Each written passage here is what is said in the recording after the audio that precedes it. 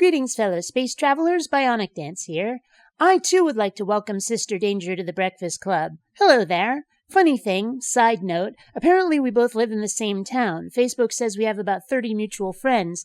It wouldn't shock me if, over the I don't know how many past years, we've been within a few feet of each other, even spoken, and just didn't realize it. It's a small world, but, of course, I wouldn't want to have to paint it.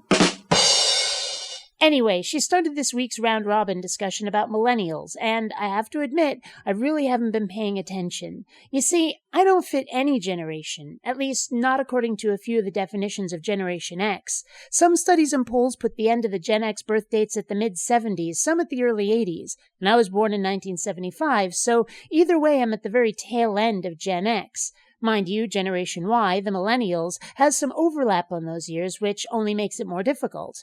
I never really felt part of the Gen X culture, or at least not a lot of it.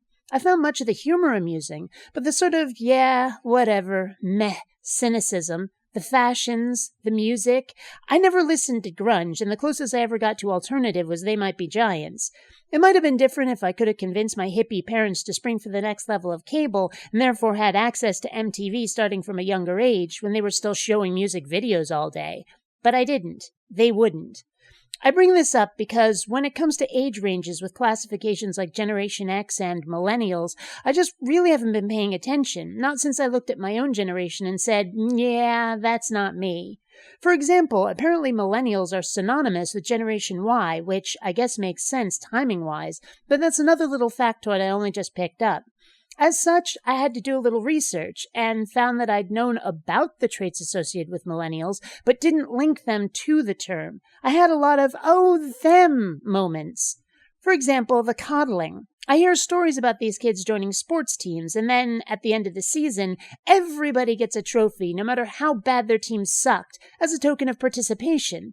Many older folks seem to think that this will make millennials feel entitled, to not bother putting forth effort because they expect a reward anyway.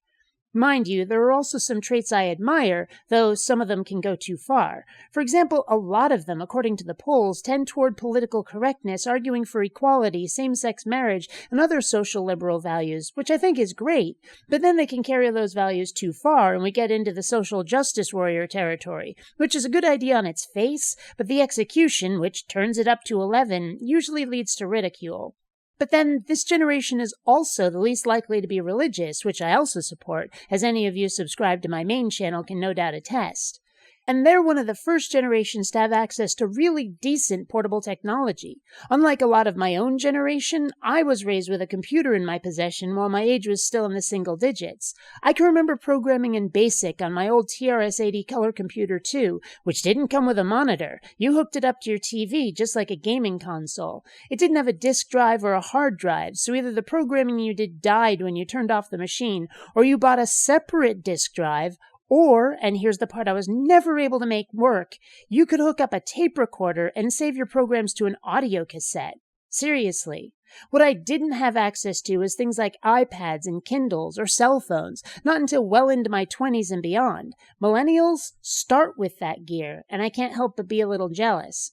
What I don't envy is their career or financial prospects in the future. I won't get into the details, only just enough to point out that precious few adults today can afford their homes and food, let alone having kids, with no sign of the job market getting better. Many millennials seem to be living with their parents much longer than previous generations.